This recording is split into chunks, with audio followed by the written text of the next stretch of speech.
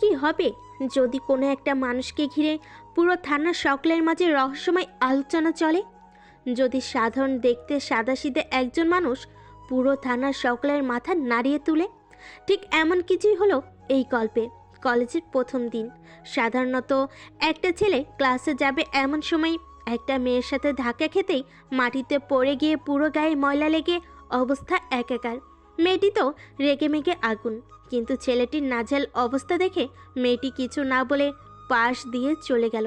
ছেলেটি উঠে শার্টে লেগে থাকা ময়লা পরিষ্কার করতে করতে ওয়াশরুমের দিকে চলে যায়। ছেলেটি আর কেউ নয়, আমাদের গল্পের হিরো, যাকে সবাই রবি বলেই চিনে।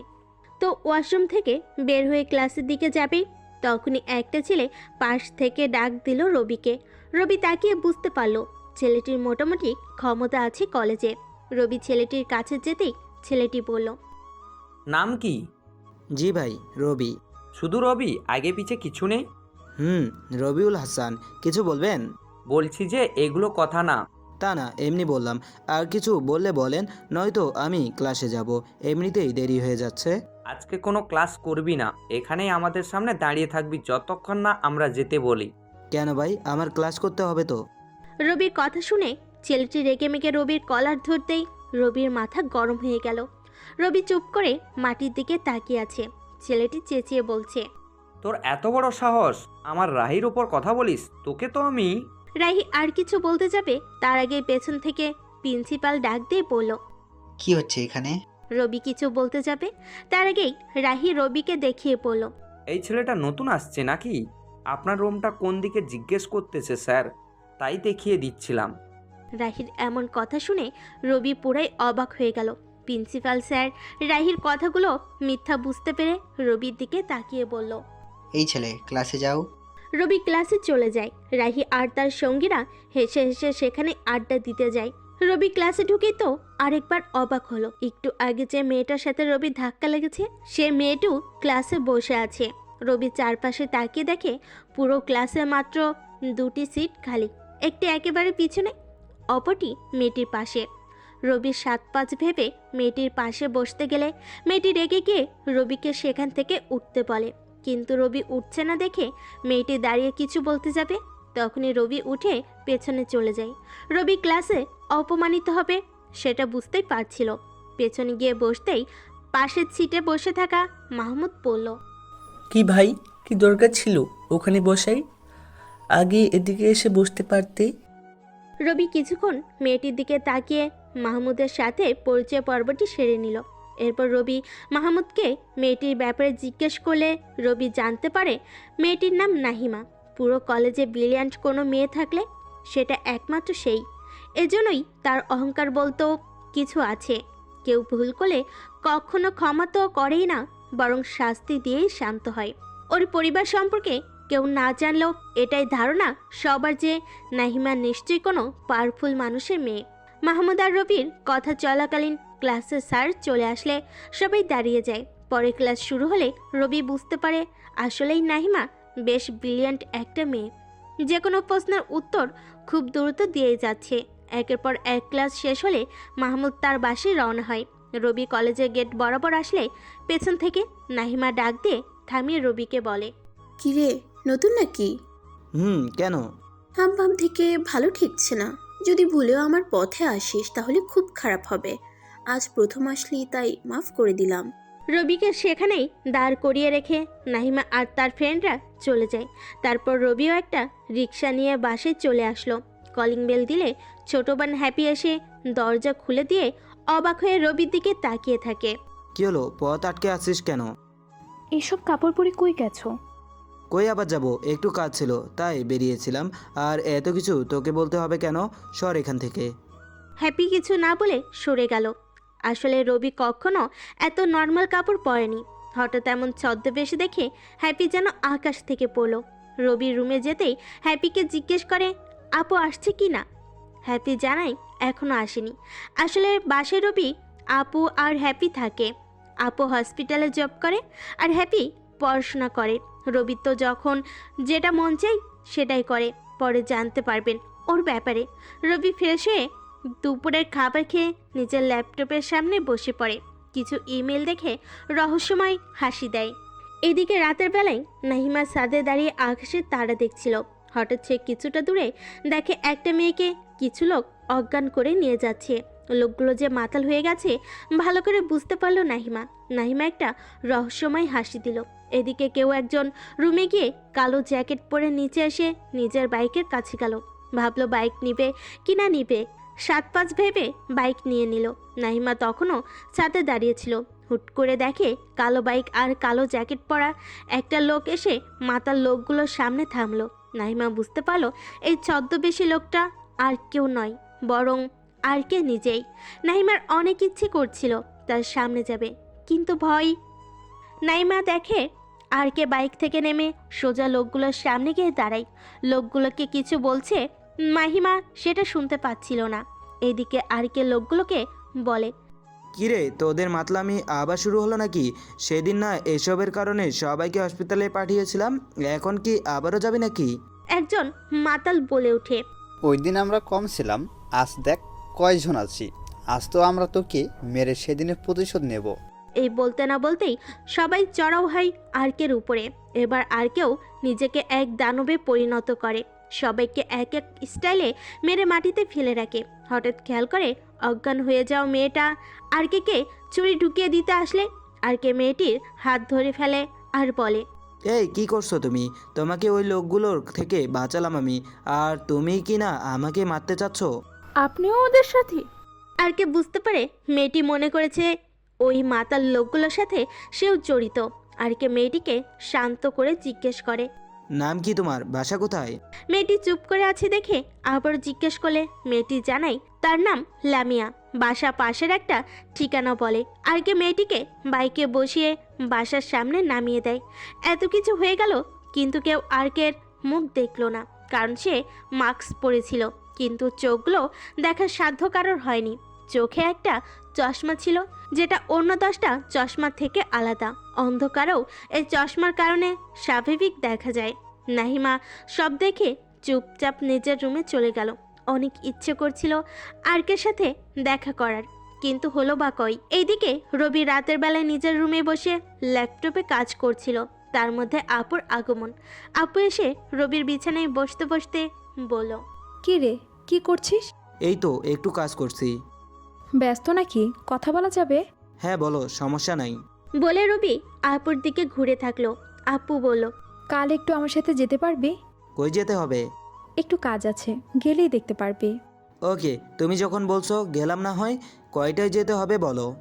সকালে বের হব 10টার দিকে। আচ্ছা যাব, সমস্যা নাই। শুনলাম তুই নাকি কলেজে গিয়েছিস। রবি বুঝতে পারলো রাশেদ সব কিছু জানিয়ে দিয়েছে আপুকে।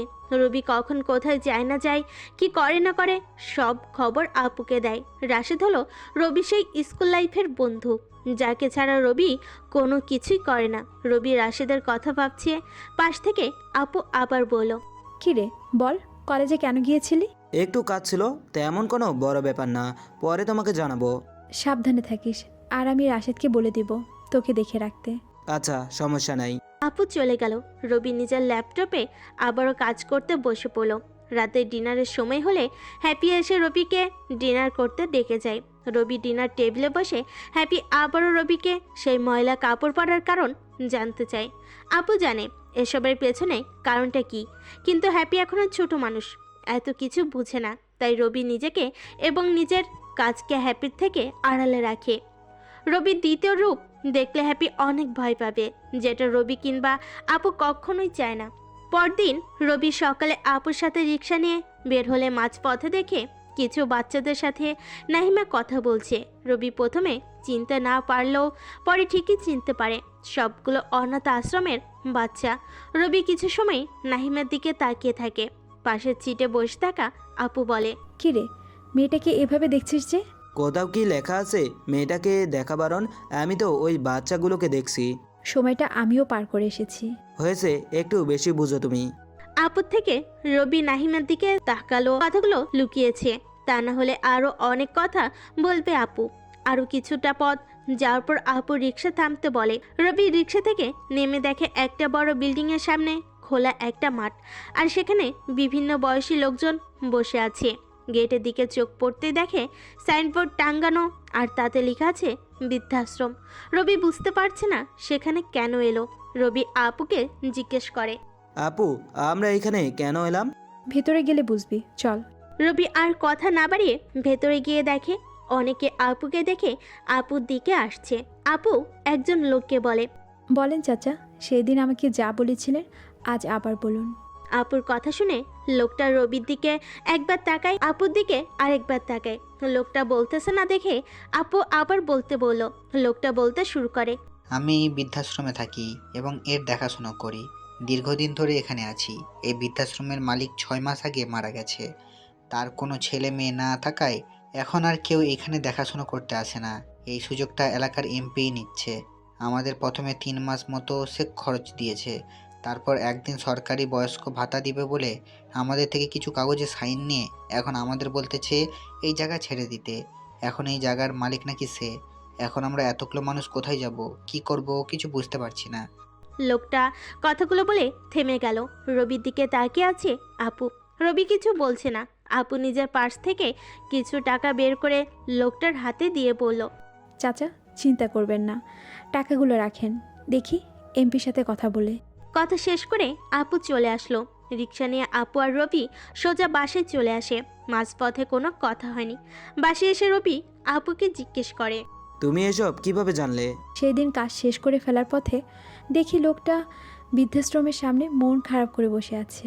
সাথে আরও 2 জন ছিল, সবাই মাথা হাত দিয়ে বসে আছে। তাদের দেখে মনে হলো কোনো বিপদে পড়েছে, তাই আমি তাদের কাছে গিয়ে জানতে পারি এমপি তাদের থাকার জায়গা কেড়ে নিয়েছে।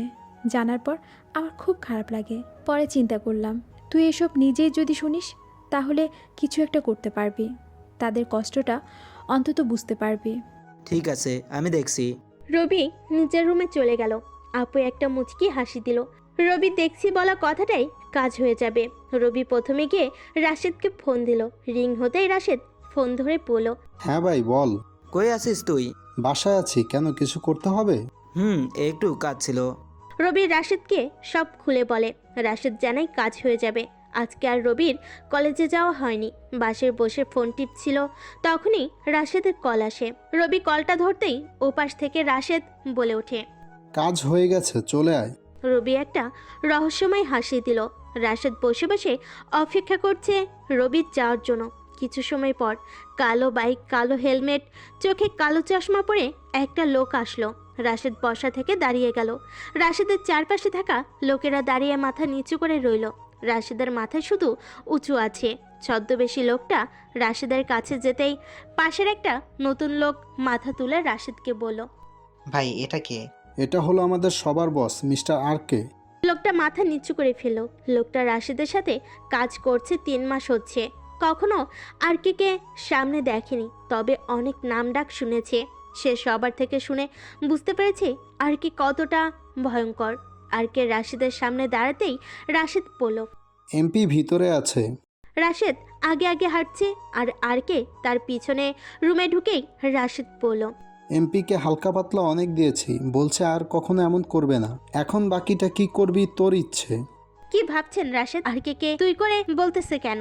বন্ধুকে তুই করে তো বলবে। আর কে আর কেউ নাই, বরং রবি নিজেই। তাই রাশেদ রবিকে তুই বলে ডাকছে। রুমে এখন রবি, রাশেদ আর এমপি আছে। বাকিরা বাইরে দাঁড়িয়ে আছে। রাশেদ রবিকে বলল। এখন এমপিকে কি করব? যখন বলছে এসব অকাজ আর করবে না তাহলে ছেড়ে দে। পরে যদি কোনো বাজে কাজ করে তাহলে সেদিন তাকে শেষ করে দিস। রবির এমন কথা শুনে এমপি ভয়ে চোখ বড় বড় করে ফেল। আসলে এমপিকে চেয়ারে বেঁধে রাখা হয়েছে যাতে চিল্লাতে না পারে। তার জন্য মুখেও কাপড় দিয়েছে, তাই এমপি নিজ থেকে কিছু বলতে পারছে না। রবি রাশেদকে বলল এমপির মুখের কাপড় খুলে দিতে। রাশেদ এমপির মুখের কাপড় খুলে দিলে এমপি হাঁপিয়ে একটা দম নেয়। রবি হেলমেট খুলে এমপিকে বলে। কিরে, আর কখনো এসব বাজে কাজ করবি? না ভাই, কখনো করব না, এবারের মতো ছেড়ে দেন। রবি রাশেদকে ইশারা করলো এমপিকে ছেড়ে দিতে। রাশেদ এমপির বাঁধন খুলে তাকে বের করে একটা গাড়িতে তুলে দিয়ে 2টা লোককে সাথে করে পাঠালো। গাড়িতে তুলে এমপির চোখে আবারও কাপড় লাগিয়ে দিল যাতে কেউ দেখতে না পায়। এমপি খুব ভালো করেই জানে তাকে রাশেদ নামের মাফিয়া তুলে নিয়ে গেছে তাই তো আর বেশি কথা না বলে রাশেদ যা বলল তাতে রাজি হয়ে গেল। লোক দুটো এমপিকে নিয়ে তার বাসার সামনে নামিয়ে দিল। এদিকে রবি আগের মতো হেলমেট পরে বাইকটা নিয়ে বাসে চলে এলো। রাতে ডিনার করে রবি তাড়াতাড়ি একটা ঘুম দিল। সকালে হ্যাপি ডাকে রবির ঘুম ভাঙলে রবি উঠে ফ্রেশ হয়ে ফোনটা হাতে নিয়ে দেখে রাশেদ কিছু পিক পাঠিয়েছে।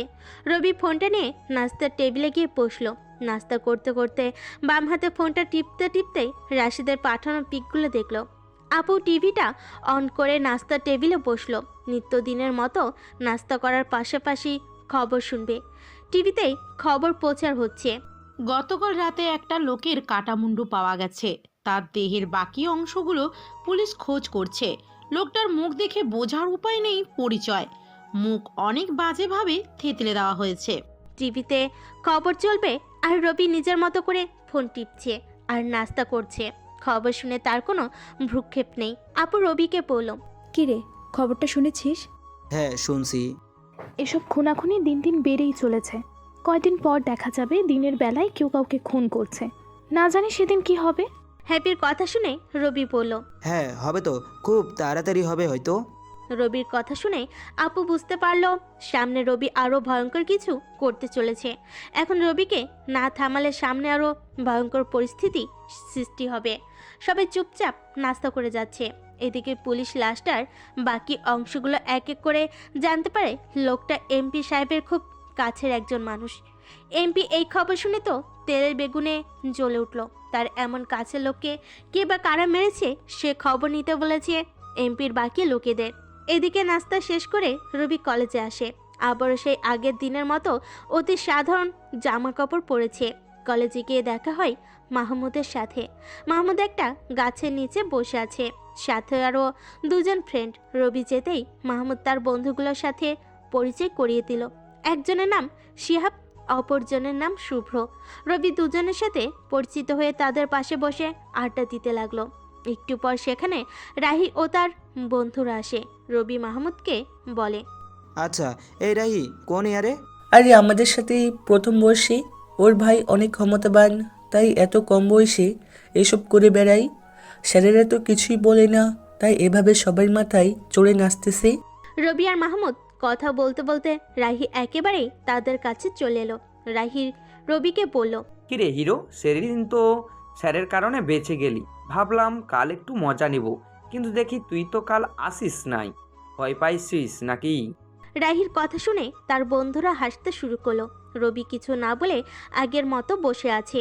রাহি নিজের পকেট থেকে একটা চিরকুট হাতে নিয়ে বলল নাহিমাকে দিয়ে আসতে। রবি রাহির কথা গায়ে না দিয়ে নিজের মতো উঠে সেখান থেকে চলে যেতে চাইলে রাহি পেছন থেকে রবির শার্ট টেনে ধরে। এবার রবির মাথা গরম হয়ে গেল। লাল টকটকে চোখ দিয়ে রাহির দিকে কয়েক সেকেন্ড তাকিয়ে রইল। রবির এমন চোখ দেখে রাহি আর কিছু না বলে শার্ট ছেড়ে দিল। রবি সেখান থেকে চলে গেলে রাহি তার বন্ধুদের বলল, কিরে এই ছেলেটা আসলে কে বলতো? জানি না ভাই, খোঁজ লাগাচ্ছি। আজকের মধ্যে সব তথ্য হাজির করব। খুব তাড়াতাড়ি বের কর ছেলেটাকে। হাবভাব দেখে মনে হচ্ছে তার দ্বিতীয় রূপও আছে। রাহি তার বন্ধুদের সাথে কথা বলছে। এদিকে রবি ক্লাসে চলে আসলো। স্যার আসতে আরও কিছুটা দেরি, তাই রবি মাহমুদের সাথে কথা বলছে।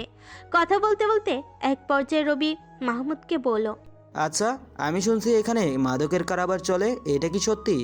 তুই কিভাবে জানলি এটা? আমিও এমন কিছু শুনেছিলাম। কলেজের গেটে কেউ একজন বলেছিল, তাই জিজ্ঞাসা করলাম। এটা সত্য তাহলে? আমিও শুনেছি। আমার মনে হয় রাহি এসবের সাথে জড়িত। সে যেভাবে জুনিয়র হয়েও সিনিয়রদের মুরগি বানায়, আমার মনে হয় সে এই ব্যাপারে ভালোই জানবে। তাহলে রাহির থেকে জানতে হবে এটা। রাহির থেকে জানতে হবে কেন? আর তুই এসব জেনে কি করবি? আরে তেমন কিছু না, এমনি বললাম। দেখিস আবার বেশি কিছু করতে যাইস না, পরে আবার বিপদে পড়বি। দুজনের কথার মাঝে রবি দেখে দরজা দিয়ে একটা শ্যামবতী প্রবেশ করছে। চেয়ার কেউ নয়, নাহিমা। রবি অপলক দৃষ্টিতে তাকিয়ে আছে তার দিকে। লাল টকটকে শাড়িতে নাহিমাকে যা লাগছে না। রবি এক দৃষ্টিতে তাকিয়ে টাকা দেখে মাহমুদ বলল, কিরে এভাবে তাকিয়ে আছিস কেন? পরে আবার সমস্যা হবে। মাহমুদ মাহমুদ কি বলছে রবি কিছু শুনছে না, শুনবেই বা কিভাবে? সে তো তাকিয়ে আছে নাহিমার দিকে। এভাবে রবির দিকে তাকিয়ে থাকা নাহিমার ভালো করে খেয়াল করলো, কিন্তু কিছু বলল না। স্যার ক্লাস শুরু করলে সবাই ক্লাসে মনোযোগী হলো, কিন্তু রবি, সে তো এক শ্যামবতী মায়ায় আটকে গেছে। না আছে ক্লাসে মনোযোগ, না স্যারের কথা মনে আছে। স্যারও রবির বিষয়টি খেয়াল করলো, কিন্তু স্যারও কিছু বলল না। ক্লাস শেষ হয়ে গেলে রবি বাইরে চলে আসে। ক্লাসটা আর ভালো লাগছে না। নাহিমা তো অনেক আগে বের হয়ে গেছে ক্লাস থেকে, তাই হয়তো রবিরও ভালো লাগছে না। ক্লাস থেকে বের হতেই রবির ফোনে কল আসলো। ফোনটা কানে দিতেই রবির মাথা গরম হয়ে গেল, চোখগুলো লাল হতে শুরু করলো। রবি ফোনটা রেখে দিয়ে সোজা কলেজ থেকে বাসায় ফিরল। রাশিদ ফোন দিয়েছিল। সে বলল কেউ ব্যাংকের অ্যাকাউন্ট হ্যাক করেছে রাশিদের। রবির মাথায় এজন্য গরম হলো, যেখানে এত সিকিউরিটি থাকার পরেও রাশিদের ব্যাংক অ্যাকাউন্ট হ্যাক করতে পেরেছে, সেখানে সাধারণ মানুষ কতটা নিরাপদে থাকবে। রবি বাসায় গিয়ে হ্যাপিকে এক কাপ চা দিতে বলে। দুপুরে খাবারের সময়ও হয়ে গেছে, তাই হ্যাপি রবিকে আগে খাবারটা খেয়ে নিতে বলে। কিন্তু রবি তো তর সইছে না হ্যাকারকে ধরার। কি আর করার, ইচ্ছে না থাকা সত্ত্বেও হ্যাপি চা নিয়ে আসলো। রবি চায়ের কাপটা নিয়ে হ্যাপিকে নিজের রুমে যেতে বলে রবি দরজা বন্ধ করে দিল। হ্যাপি নিজের রুমে গিয়ে ভাবছে, হঠাৎ ভাইয়ার কি হলো? অসময়ে চা আবার রুমের দরজাও বন্ধ করে দিল। 7-5 ভেবে হ্যাপি বসে রইল। বাসায় আপও নাই যে কথা বলবে। এইদিকে রবি নিজের রুমের দরজা বন্ধ করে দিয়ে একটা সিক্রেট রুমে প্রবেশ করলো। অনেক দিন হলো সিক্রেট রুমটাই ঢোকা হয় না তার। এই রুমে ঢুকতেই রবির একটা পৈশাচিক হাসি আসলো। রুমের চারপাশে কম্পিউটার আর অল্প অস্ত্র, কিছু ভুতুরে মাস্ক যার একপাশে লেখা আর কে, কিছু স্পেশাল চশমার ঘড়ি। এই সিক্রেট রুমের কথা কেউ জানে না রবি ছাড়া, এমনকি আপু জানে না। রবি আপুকে সব কথা শেয়ার করলো। এই রুমের কথা কখনো বলেনি। রবি নিজের একটা ল্যাপটপ আছে, আপুর একটা কম্পিউটার। রবি কোনো কাজ করতে হলে আপুর কম্পিউটার থেকে করে, তাই আপু ভাবছে রবি এখন আগের মতো হ্যাকিং জগতে প্রবেশ করে না। কিন্তু যে একবার এই জগতে ঢুকে সে তো কখনো এই জগৎ থেকে বের হয় না, এটা হয়তো আপু জানে না। এইদিকে রবি চায়ের কাপে চুমুক দিতে দিতে কম্পিউটার অন করতেই শুরু করলো। পুরো রুমটাই কম্পিউটারে ভরা, চারপাশে 9টি কম্পিউটার, যার মধ্যে একটা কম্পিউটার রবির ব্যক্তিগত, যেখানে রবি মানে আর্কের শুরু থেকে এই অবধি যা যা হলো, সামনে আরও কি করবে সব নোট করা। ওই একটি কম্পিউটার ছাড়া বাকি 8টি কম্পিউটার অন করেছে, কিছু ভাইরাস ক্রিয়েট করেছে। রাশেদের ব্যাংক বাংলাদেশ ব্যাংকে ছিল, তাই রবি প্রথমে ভাইরাস দিয়ে ব্যাংকের সব কম্পিউটার অ্যাক্সেস নিয়ে নিল। এদিকে ব্যাংকের লোকজন অবাক, অনাকাঙ্ক্ষিতভাবে পুনরায় তাদের কম্পিউটারের অ্যাক্সেস অন্যের দখলে যাওয়ায় এই নিয়ে টানা 2 বার এমন হয় তারা বুঝতে পারছে না কী করবে। প্রথমবার এমন হওয়ার পর তারা তাদের সিকিউরিটি সিস্টেম আরও হার্ড করেছিল, কিন্তু এতেও লাভ হয়নি। পুনরায় তাদের সিস্টেম হ্যাক হলো। ব্যাংকের সিকিউরিটি টিম পুনরায় অ্যাক্সেস নেওয়ার চেষ্টা করছে, কিন্তু কোনোভাবে পেরে উঠছে না। পারবেই বা কীভাবে? যেখানে আরকে নিজের হাত দিয়েছে সেখানে কি পেরে ওঠা এত সহজ? রবি কম্পিউটার অ্যাক্সেস নিয়ে সব কিছু ভালো করে দেখছে। হ্যাকার কিভাবে অ্যাক্সেস নিল আগের সব কিছু বোঝার চেষ্টা করছে। গুরুত্ব কোডগুলো সামনের খাতায় নোট করছে। অনেকটা সময় পর সব কোডিং শেষ হলো। রবি কোডগুলো দেখে বুঝতে পারলো এটা খুব দক্ষ একদল হ্যাকার। রবি এবার দ্বিতীয় আরেকটা কম্পিউটারে গিয়ে কোডগুলো দিয়ে হ্যাকারের রিমুভ করা আইডি রিকভার করলো। মেকআপ ফাইলে একটা ফাইলের নাম দেখে রবির চোখ কপালে উঠে গেল। ফাইলের নাম দিল মিসেস আরকে। রবি এটা দেখে বুঝতে পারলো এটা একাধিক কোনো হ্যাকারের কাজ নয়, বরং একজন হ্যাকারের কাজ, আর সেটা অবশ্যই মেয়ে। রবি আরও বেশি করে মেয়েটার তথ্য জানার চেষ্টা করলে এক পর্যায়ে একটা শব্দ পায়, যেটা লেখা ছিল AAHNO। রবি লেখাটা দেখে বুঝে গেল এটা এলোমেলো করে লেখা, তাই রবি সেটা একটা অনুসারে সাজালো। 2 বার ট্রাই করার পর নামটা হলো অহনা, মানে অহনা। রবি তো এবার পুরোপুরি নিশ্চিত হয়ে গেল যে এটা একটা মেয়ে। রবি এবার দেখতে ট্রাই করলো কেন মেয়েটি ব্যাংক অ্যাকাউন্ট হ্যাক করলো রাশিদের। আর কিছু সময় পর রবি বুঝতে পারে মেয়েটির অ্যাকাউন্ট হ্যাক করলেও একটা টাকাও চুরি করে নাই। অন্য কারোর অ্যাকাউন্টও হ্যাক করে নাই, কেবল রাশেদেরটা ছাড়া। তার মানে কিছু বুঝতে পারছেন? মানে মেয়েটা রাশেদের মাধ্যমে মিস্টার আরকের সাথে যোগাযোগ করতে চাচ্ছে।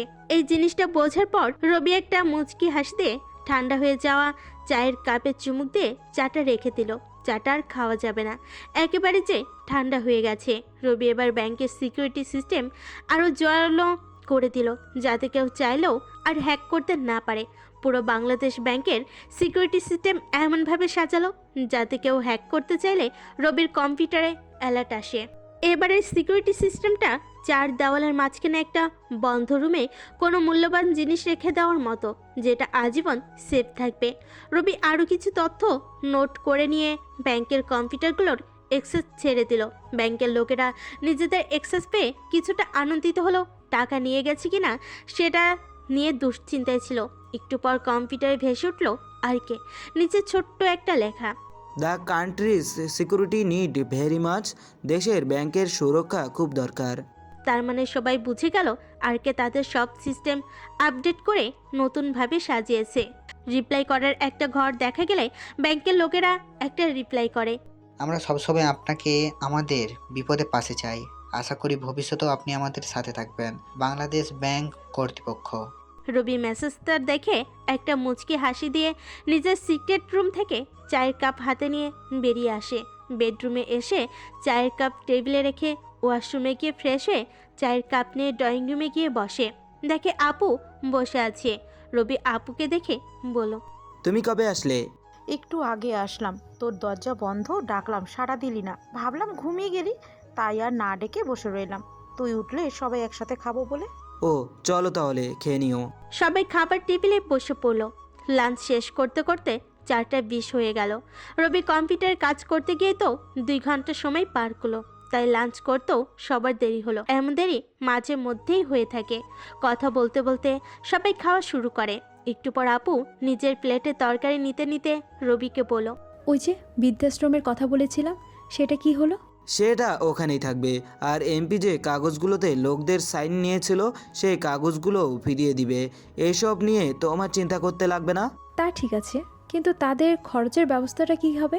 ওটাও হয়ে যাবে। আর আমি একটা প্ল্যান করেছি, বৃদ্ধাশ্রমের সামনে আরেকটা অনাথ আশ্রমের ব্যবস্থা করব, যাতে বৃদ্ধরা নাতি নাতনি পায় আর শিশুরা দাদা দাদি পায়। এতে বাচ্চাদের মাঝেও ভ্রাতৃত্ব তৈরি হবে। তুমি কি বলো? আপু কিছু বলার আগেই হ্যাপি বড় করে বলল, এটা তো খুব ভালো হবে ভাইয়া। হ্যাপির কথা শুনে রবি একটা মুচকি হাসি দিল। আপু মাথা নেড়ে সম্মতি জানালো। আরও বিভিন্ন কথা বলতে বলতে খাবার শেষ করলো। রবি সোফায় বসে ফোনটা হাতে নিয়ে রাশিদকে কল দিল। রাশিদ ফোন ধরেই বলল, এমপি কাগজগুলো ফিরিয়ে দিয়েছে, এখন কাগজগুলো কি করব? ছিঁড়ে ফেল, আর কি করবি? আর হ্যাঁ, তোর ব্যাংক অ্যাকাউন্ট একটা মেয়ে হ্যাক করেছে।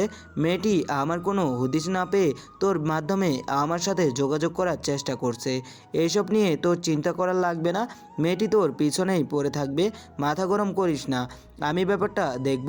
আর হ্যাঁ, মেয়েটি শুধু আমার সাথে যোগাযোগ করার জন্য এমন করছে, ব্যাংকের টাকা পয়সা বা তথ্যের জন্য এসব করছে না। আর রাতে আমি আসছি, কাজ আছে, রেডি থাকিস। রবি ফোনটা রেখে দিলে আপু আর হ্যাপি কাজ শেষ করে সোফায় এসে বসে। হ্যাপি টিভিটা অন করে দিল।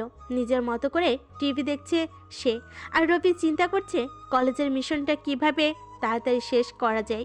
কিছু সময় পর রবি নিজের রুমে গিয়ে ঘুমিয়ে পড়ে। একেবারে সন্ধ্যায় হ্যাপি রুমে এসে ডাকলেই তবে ঘুম ভাঙে। রবি ঘুম থেকে উঠে ছাদে যায়। একটু পর হাতে 2 কাপ কফি নিয়ে আপু ছাদে গেলে আপুর হাত থেকে একটা কফি রবি নিয়ে কফিতে চুমুক দিতে দিতেই আপুকে বলল, আজ রাতে ছোট একটা কাজে বের হতে হবে। কি কাজ? একটা ছেলের থেকে কিছু তথ্য বের করতে হবে। শুধু কি তাই নাকি আরও কিছু? আপাতত শুধু এটাই। আপু আর রবি ছাদে দাঁড়িয়ে আরও কিছু সময় আড্ডা দিল। কিছু সময় পর রবি নিজের রুমে এসে রাশিদকে ফোন দিয়ে বলল ছেলেটা কোথায় আছে জানতে আর রবিকে জানাতে। ছবিটা আর কারণ নয়, রাহিদ। রাশেদ 10 মিনিট পর ফোন দিয়ে জানালো রাহি তার বাসার থেকে বেরিয়ে সামনে 3 রাস্তার মোড়ে বসে কয়েকজনের সাথে আড্ডা দিচ্ছে। এবার রবি রাশেদকে জানিয়ে দিল কি করতে হবে। রবি নিজের দ্বিতীয় বাইকটা নিল। রবির 2টা বাইক আছে, একটা সে মিশনের সময় ব্যবহার করে, অপরটা বাইরে কোথাও গেলে নিয়ে যায়, কারোর সাথে দেখা করতে বা কলেজে গেলে নিয়ে যায়। এবার রবি দ্বিতীয় বাইকটা নিয়ে মোড়ের দিকে গেলে দেখতে পায় রাহি প্রচণ্ড জোরে দৌড়াচ্ছে। রবি গিয়ে তার সামনে ব্রেক করে। পেছন থেকে কয়েকজন লোক হাতে পিস্তল নিয়ে দৌড়াচ্ছে রাহিকে। রবি রাহিকে নিজের বাইকে বসিয়ে সোজা সেখান থেকে একটা বাড়ির সামনে গিয়ে থামলো। এতক্ষণ ধরে রাহি রবির মুখটা দেখেনি। রবি হেলমেট খুলে রাহি অবাক হয়ে যায়। যে রবি কলেজে এত নিচু হয়ে থাকে তার কিনা এমন একটা বাইক, তাও এত ভালো ড্রাইভ করতে পারে। রবিকে দেখে রাহি বলল, তুই? আমার কথা বাদ দে, ওই লোকগুলো কারা? তোকে তাড়া করছিল কেন? জানি না লোকগুলো কারা, আমাকে কেন তাড়া করছে তাও জানি না। হয়তো ধরতে পারলে মেরেই ফেলতো। তুই না থাকলে আজ কি যে হতো। এই বলে রাহি একটা দীর্ঘশ্বাস ফেলে। রবি এবার রাহিকে বলে, চিন্তা করিস না, এখন আর কোনো ভয় নেই। চল বাসায় যাই, এটা আমার বাসা। তার মানে রবি নিজের বাসায় রাহিকে নিয়ে আসছে। রাহি আর রবি ভেতরে গেলে রাহি বাড়িটা দেখে রবিকে জিজ্ঞেস করে, বাসার বাকিরা কোথায়? এখানে কেউ থাকে না আমি ছাড়া। পরিবারের সবাই অন্য জায়গায় থাকে। পড়াশোনার সুবিধার্থে আমি এখানে থাকি। রবি রাহিকে বসতে বলে এক গ্লাস পানি এনে রাহিকে দিলে এক চুমুকে পুরো পানি শেষ করে ফেলে রাহি। রবি রাহির পাশে বসতে বসতে বলে, চিন্তা করিস না, সব ঠিক হয়ে যাবে। বল কি খাবি? কিছু খাবো না রে, তুই আমাকে আজকে অনেক বড় বিপদ থেকে বাঁচালি। অনেক অনেক ধন্যবাদ তোকে। আর কলেজে যা করছি সব কিছুর জন্য সরি রে। বাদ দে ওসব, যা হয়েছে সব ভুলে যা। ওসব মনে করে লাভ কি বল? আমি ওসব ভুলে গেছি, এখন তুইও ভুলে যা। সরি রে। ইটস ওকে বন্ধু। বন্ধু? আমরা তো একসাথে পড়ি, তাহলে তো আমরা বন্ধুই। রবির কথা শুনে রাহি বসা থেকে উঠে রবিকে জড়িয়ে ধরলো।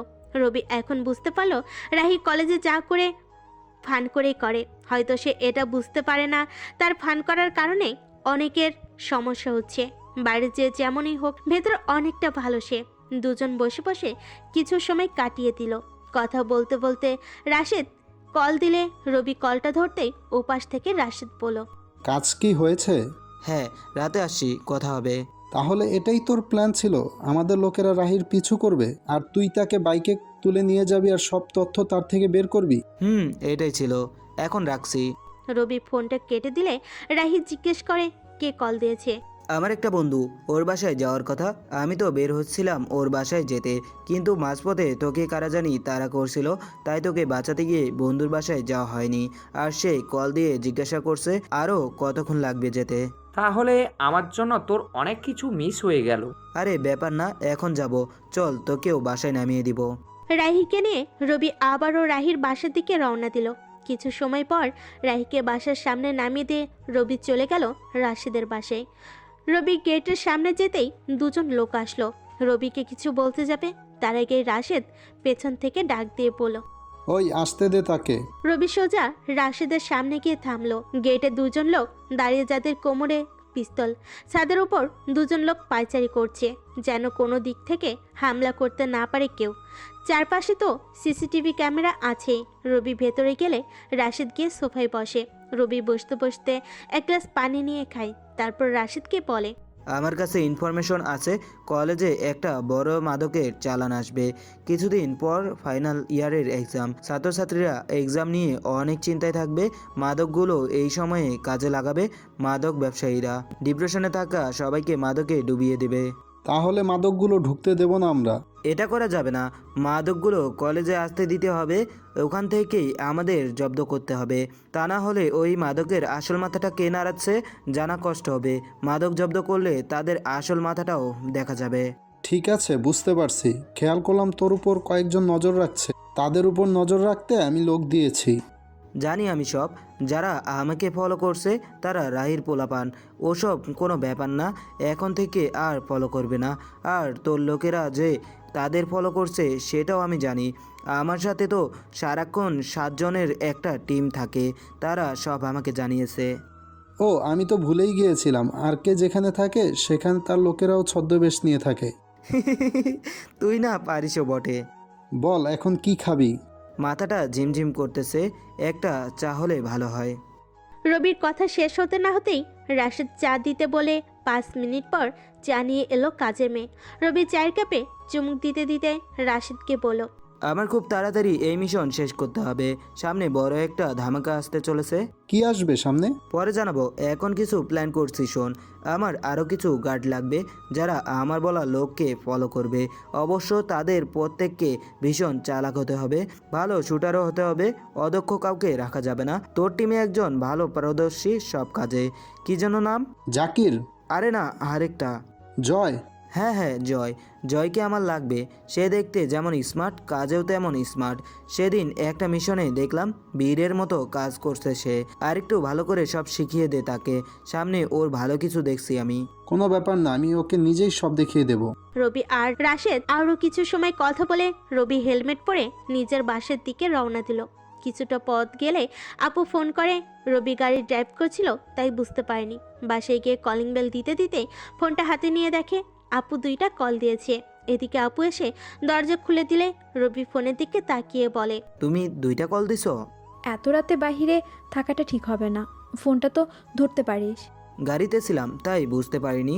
চলো তো এখন। হ্যাপি কোথায়? পড়তেছে, তুই আসলে ডিনার করবে বলে বসে আছে। ওকে ডাকো তাহলে, আমিও ফ্রেশ হয়ে আসছি। রবি নিজের রুমে গেলে তাৎক্ষণিক একটা অ্যালার্ট আসে ফোনে। কেউ এবার রবির একটা ওয়েবসাইট হ্যাক করার চেষ্টা করেছে। রবি মুচকি হেসে ডিনার টেবিলে গিয়ে বসলো। আপুর সাথে কথা বলতে বলতে ডিনার শেষ করলো। রুমে এসে নিজের সেই সিক্রেট রুমে প্রবেশ করলো। পরপর 3টা কম্পিউটার ওপেন করলো। কিছু সময় কিবোর্ডে হাত চালিয়ে বুঝতে পারলো এটা সেই হ্যাকার যে রাশেদের ব্যাংক অ্যাকাউন্ট হ্যাক করেছে। মানে এটাই সেই অহনা। রবি এবার নিজ থেকে অহনার সাথে যোগাযোগ করতে চাইলো। কীভাবেই বা করবে? রবি অহনার পুরো সিকিউরিটি সিস্টেম এবং কম্পিউটারের অ্যাক্সেস নিয়ে নিল। অহনার কম্পিউটারের যাবতীয় তথ্য কপি করে নিয়ে রবি তার কম্পিউটার সেরে উঠে গেল। এখন অহনার কম্পিউটারে কী কী ছিল সেগুলো দেখার পালা। সিক্রেট রুম ছেড়ে নিজের বেডরুমে এসে হাতে থাকা পেন ড্রাইভ ল্যাপটপে লাগিয়ে দেখা শুরু করলো অহনার তথ্যগুলো। বেশ কিছু তথ্য সেখানে আছে, কিন্তু কাজের তথ্য নাই বললেই চলে। যখন শেষ ফাইলে ঢুকলো তখন একটা নাম্বার দেখতে পেল। ওই নাম্বারে ক্লিক করলে আর কোনো কিছু আসছে না। রবি এবার বুঝতে পারলো এই ফাইল খালি, কিন্তু এরপরও কেমন যেন একটা খটকা লাগলো। রবি পরপর কয়েকবার ক্লিক করলে ফাইলটাও ওপেন হয়, তবে ভেতরে কিছু কোড ছাড়া আর কিছু নেই। রবি এসব নিয়ে পরে ভাববে চিন্তা করে ল্যাপটপটা পাশে রেখেই ঘুমিয়ে গেল। সকালে ঘুম থেকে উঠে ফ্রেশ হয়ে নাস্তা করতে গেলে টিভিতে একটা খবর শুনে মুচকি হেসে ওঠে। যে লাশের মাথা পেয়েছিল তার শরীরের বাকি অংশগুলো পুলিশ পেয়েছে এবং শরীরের একটা অংশে লেখা পেয়েছে আরকে। আর এই আরকে নিয়ে আজ বের হয়েছে ম্যাগাজিন। এই খবর শুনে রবি মুচকি হাসলো। হ্যাপি তো বলেই বসলো রবিকে যে ম্যাগাজিন বের হয়েছে তা যেন ওর জন্য এক টানে। হ্যাপি এখনও জানে না যাকে নিয়ে এত আলোচনা সমালোচনা চলছে। যে আর কে ওর নামে ম্যাগাজিন ছাপানো হয়েছে সে আর কেউ নয়, তারই ভাই রবি। এই লাশটাকে নিয়ে থানা পুলিশ সবাই ভাবছিল। পরে যখন জানতে পারে এর পেছনে আরকের হাত আছে তখন লাশের কথা বাদ দিয়ে সবাই আরকের চিন্তা করছে। থানার সবাই ভাবছে কে এই আরকে, কে এই ছেলে, কোথা থেকে এলো, আসল উদ্দেশ্য কি, এসব নিয়ে তো চিন্তা করছে। এবার বুঝলেন তো প্রথমে কেন বলেছিলাম সবাই একজনকে নিয়েই আলোচনায় মেতেছে। থানা পুলিশ থেকে সাধারণ মানুষ সবাই এই আরকে নিয়ে মেতেছে। এর আগেও অনেক ম্যাগাজিন বের হয়েছে আরকে এর নামে, কিন্তু এসব নিয়ে তার কোনো মাথা ব্যথা নাই। কত ম্যাগাজিন সামনেও আসবে আর যাবে। কয়েকদিন কেটে গেল। সেদিন রাহিকে রাশেদের লোকেদের হাত থেকে বাঁচানোর পর থেকে রবি কলেজে যায়নি। আজ অনেক দিন পর কলেজে যাচ্ছে। মাহমুদ তো রবিকে দেখেই অবাক। এই কয়দিনে দুজনের ফোনে কথা হলো। রবি জানিয়েছে এক্সামের আগে কলেজে যাবে না। আজ হঠাৎ চলে আসলো তাই মাহমুদ অবাক হলো। রবি মাহমুদের সাথে বসে কথা বলছে, এমন সময় রাহি তার বন্ধুরা কোথা থেকে এসে মাহমুদ আর রবির পাশে বসলো। রাহি রবির কাঁধে হাত রেখে বলল, কেমন আছিস বন্ধু? আছি আলহামদুলিল্লাহ ভালো, তুই কেমন আছিস? এই তো আছি ভালো। শোন, এখন আর আমি আগের মতো কাউকে মুরগি বানাই না, কারোর সাথে খারাপ ব্যবহারও করি না, একেবারে ভালো হওয়ার চেষ্টা করছি।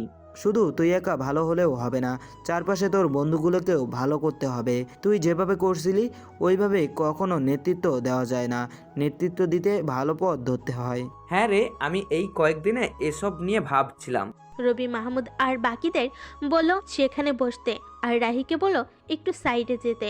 রাহি রবির কথা মতো সাইডে গেলে রবি রাহিকে বলে, দেখ ভাই, আমি কখনো চাই না তুই কখনো খারাপ পথে যাস। সেদিন আমি তোকে হয়তো বাঁচাতে পেরেছিলাম, কিন্তু এইভাবে কে আর তোকে বাঁচাতে যাবে বল।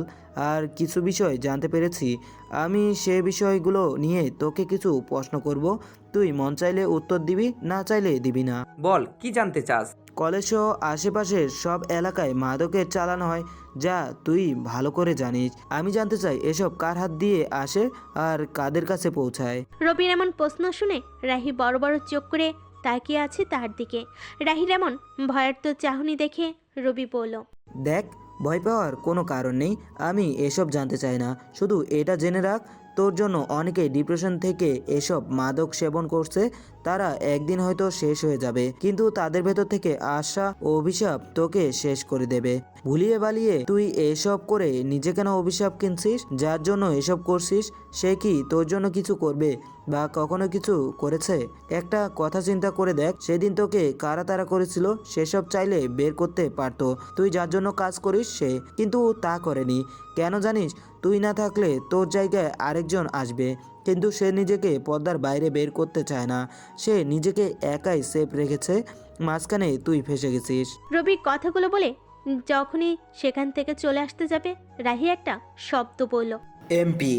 রবি দেখে রাহির পিছনে একটা ছেলে পিস্তল তাক করে রাহিকে শুট করতে যাচ্ছে। রবি রাহিকে ধাক্কা দিয়ে ফেলে দিলে গুলিটা এসে রবির হাতে লাগে। শুট করা লোকটা সেখান থেকে পালিয়ে যায়। রবির লোকেরা তার পিছু নিতে চাইলে রবি ইশারায় নিষেধ করে, কারণ রবির লোকেরা তার পিছু নিলে এতদিনের সব প্ল্যান ভেসে যাবে। রাহি আর তার বন্ধুরা মিলে রবিকে হসপিটালে নিয়ে আসে। রবিকে কেউ শ্যুট করেছে শুনে রাশেদ তো পুরো রেগে মেগে আগুন। লোকেদের আদেশ করলো যে রবিকে শ্যুট করেছে তাকে 1 ঘন্টার মধ্যে ধরে আনার জন্য। 10 জন লোক লাগিয়ে দিল একসাথে, আর রাশেদ নিজে ছদ্মবেশ ধরে একটা রিক্সা নিয়ে হসপিটালে চলে আসলো। রবির পাশে রাশিদ সহ আরও 3 জন বসেছিল। রাশিদকে দেখে রবি হুট করে চিনে ফেলল। রবি, রাহি আর সবাইকে বাইরে যেতে বলে তারা সবাই বাইরে চলে যায়। রাশিদকে রবির পাশে বসে। রাশিদ রবিকে বলল, কিভাবে হলো এটা? আরে আমাকে শ্যুট করতে চায়নি, রাইকে শ্যুট করেছিল, আমি তাকে বাঁচাতে গিয়ে নিজে গুলি খেলাম। লোক লাগিয়ে দিয়েছি, কিছু সময়ের মধ্যে আমাদের লোকেরা শ্যুট করা লোককে নিয়ে আসবে। তুই এখানে না আসলেও পারতি। তুই হসপিটালের বেডে থাকবি, আমি কিভাবে আরামে বাসায় থাকি বল? তাছাড়া তোর চারপাশে থাকা আমাদের লোকগুলো কি করছিল? কেউ শ্যুট করছে আর তারা দাঁড়িয়ে দাঁড়িয়ে দেখছিল নাকি? এটা অনাকাঙ্ক্ষিতভাবে হয়েছে, আর আমি তাদের সবাইকে নাস্তা করতে যেতে বলেছি। একজন ছিল শুধু, সেও অনেকটা দূরে ছিল, তাই খেয়াল করিনি। বুঝতে পারছি, এবার তাহলে এদের পাল্টে দিতে হবে। দায়িত্বের প্রতি অবহেলা করাটা কতটা খারাপ সেটা আমি তাদের বুঝিয়ে দেব। তাছাড়া তোর কাছেও তো পিস্তল ছিল, তুই কেন শ্যুট করলি না? আরে আমি যদি শ্যুট করতে যাই তাহলে আমার পুরো মিশন পানিতে যাবে, তাই এমনটা করতে না করেছিলাম। তাছাড়া আমার লোকেরা তো আর পিছু নিতে চেয়েছিল, কিন্তু আমি না করেছি। এখন ডাক্তার কি বলল? আরে ডাক্তার আর কি বলবে, একটু বিশ্রাম নিয়ে বাসায় চলে যেতে বলবে, এই আর কি। ঠিক আছে, তুই রেস্ট নে, আমি এখানে বেশিক্ষণ থাকবো না। আমি লোক নিয়ে আসছি, তারা তোকে বাসা পর্যন্ত পৌঁছে দেবে। দরকার নেই এসবের, তুই চলে যেতে বল তাদের, আমি বাসায় চলে যাব। তোর দরকার নেই, আমার আছে। এখনো আপু তোর ব্যাপারটা জানে না, জানলে আমাকে কি বলে আল্লাহ জানে। কিছু বলবে না, আমি আপুকে সব বুঝিয়ে বলবো। এটা শুধুমাত্র একটা অ্যাক্সিডেন্ট, এখানে আমাকে মারার কোনো প্ল্যান ছিল না। তারপর আপু বলবে এত লোক দিয়ে চারপাশে কাজটা কি হচ্ছে। হয়েছে, এত কিছু ভাবতে হবে না, তুই শুধু বাসায় যা, আর যে লোকগুলোকে রেডি করতে বলেছি তাদের তাড়াতাড়ি রেডি কর।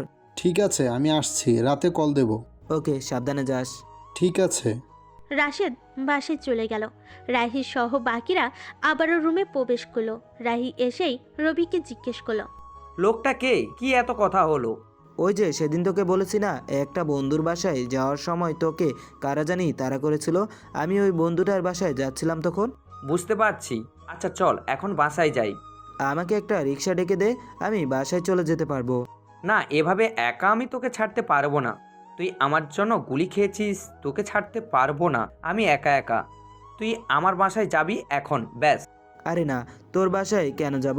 আমার বাসায় আমি যাব, কোনো সমস্যা হবে না আমার। দেখ, তুই বলেছিস তোর বাসায় তুই ছাড়া আর কেউ নেই, তোর সেবা করবে কে? এখন তোর সেবার দরকার আছে, কোনো কথা নেই। এখন তুই আমার সাথে আমার বাসায় যাবি, ব্যাস। রাহি আর রবির মাঝে অনেক তর্ক হলো, কিন্তু রাহি কোনোভাবে রবিকে নিজের বাসায় না নিয়ে এক পা নাড়াতে রাজি না। কি আর করার, এবার ইচ্ছে না থাকা সত্ত্বেও রবি বাধ্য হয়ে রাহির বাসায় যাওয়ার জন্য রাজি হলো। নিজের ফোন থেকে আপুকে মেসেজ করে বলল, আপু, আমি একটা কাজে কয়েকদিন বাসায় আসবো না, তোমরা সাবধানে থেকো। হ্যাপিকে তুমি স্কুলে পৌঁছে দিও। এখন রিক্সা নিয়ে যাওয়ার দরকার নেই, যেখানে যাও গাড়ি নিয়ে বের হবে। একটু পর বাসায় 4টা মেয়ে যাবে। গেস্টদের জন্য যে বড় রুমটা আছে সেখানে তাদের থাকার ব্যবস্থা করিও। এরা 4 জনই আমার মানুষ, কোনো কিছু লাগলে কিংবা যে কোনো দরকারে তাদের জানাবে। বাসার ভেতরে এবং তোমাদের পাশে এই মেয়েগুলো থাকবে। 2 জন তোমার সাথে থাকবে আর 2 জন হ্যাপির সাথে থাকবে। তাদের পেছনে থাকবে আরও 2 জন লোক। ভয় করিও না, আমার কাজটা শেষ হলেই চলে আসবো আমি। রাহি নামে একটা বন্ধুর বাসায় আছি এখন। মিশনের ব্যাপারে সে আমাকে কিছু তথ্য দিবে। রবি এই মেসেজটা দিয়ে রাহির সাথে তার বাসায় চলে গেল। রাহি কথার মাঝখানে নিজের ড্রাইভারকে গাড়ি নিয়ে হসপিটালে আসতে বলেছিল, তাই গাড়ি নিতেও কোনো সমস্যা হয়নি। রাহির বাসায় এসে রবি রাশিদকে মেসেজ করে, রাহির বাসায় আছি, আমার গুলি লাগার কথা আপুকে বলিস না, আর তুই আমাকে কল দিস না। এখানে সুস্থ হওয়া পর্যন্ত থাকবো, আর রাহির থেকে তথ্যগুলো নিয়ে আমি তোকে পাঠিয়ে দেব। রবি এই মেসেজ দিয়ে রাহির বাসায় চলে গেল। রাহির বাসে গিয়ে কলিং বেল চাপ দিতে একটা মাঝবয়সী মহিলা এসে দরজা খুলে দিলে রাহি রবিকে বলে মহিলাটি তার মা। আসসালামু আলাইকুম আন্টি। ওয়ালাইকুম আসসালাম, ভেতরে এসো বাবা। জি আন্টি। কিরে, আমি কে কিছু জিজ্ঞেস করলো না যে? আমি মাকে তোর ব্যাপারে সব বলেছি। সব কি বলেছিস? বাসার ভেতরে চল, তারপর বলছি।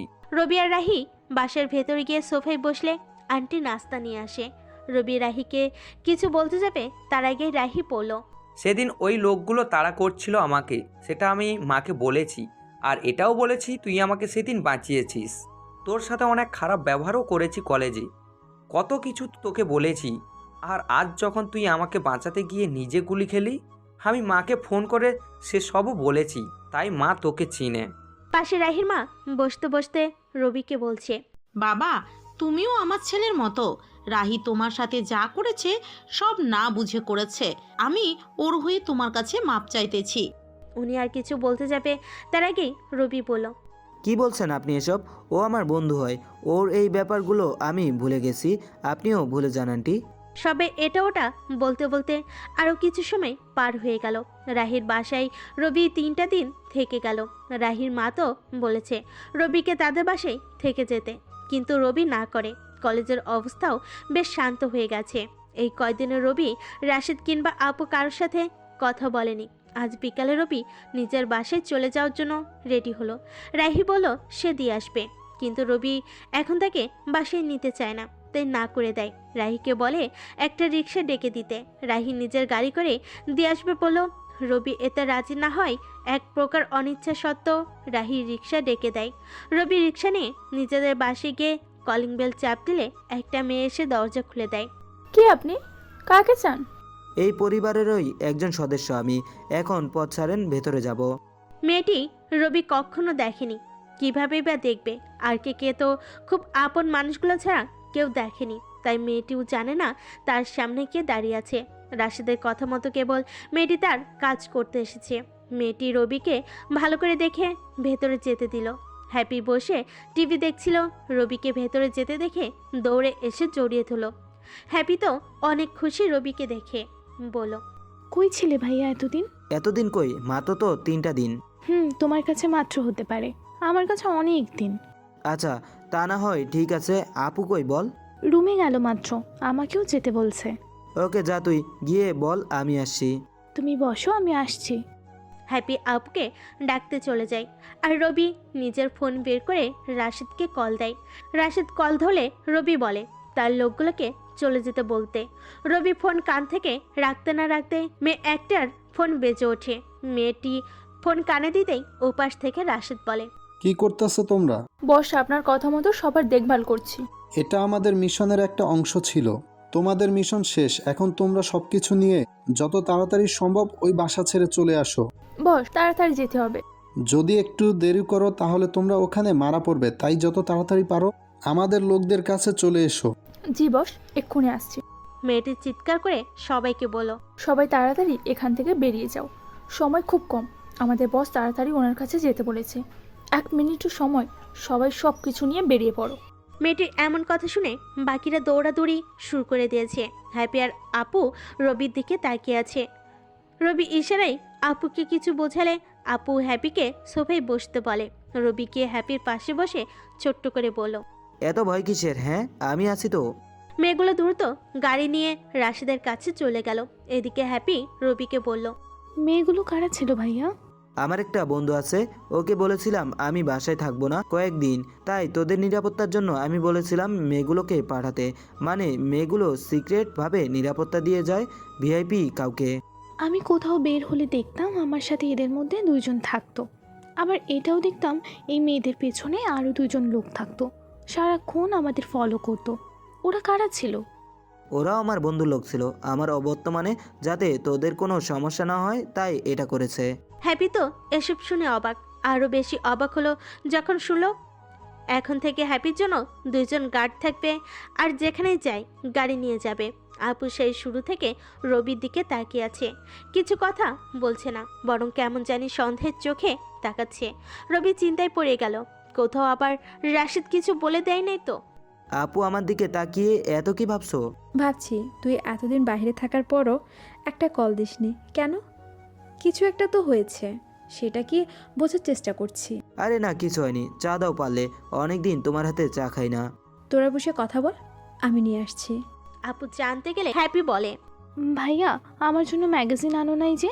কোন ম্যাগাজিন আবার? ওই যে আরকে নতুন একটা ম্যাগাজিন বের হয়েছে, ওটা। আজকে এনে দিব, সমস্যা নেই। আপু চা নিয়ে এলো। 3 জন বসে চা খেতে খেতে অনেক গল্প করলো। সন্ধ্যা হলে রবি নিজের বাইকটা নিয়ে বেরিয়ে পড়লো। একটা ম্যাগাজিন নিয়ে আসার সময় ঘটলো বিপত্তি।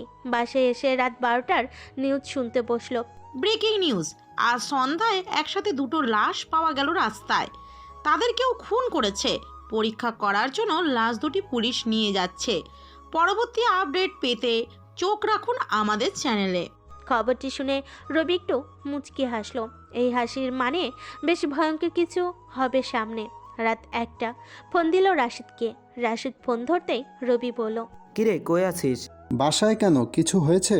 কাল থেকে আমি যে 7 জন লোকের কথা বলেছিলাম তাদের চাই, কিছু বাকি থাকলে শিখিয়ে ফেল।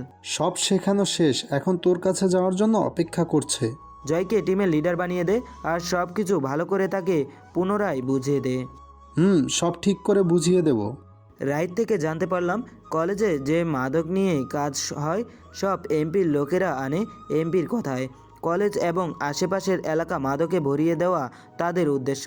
আমি 2 দিনের মধ্যে এমপির সব বেআইনি কাজের তথ্য চাই।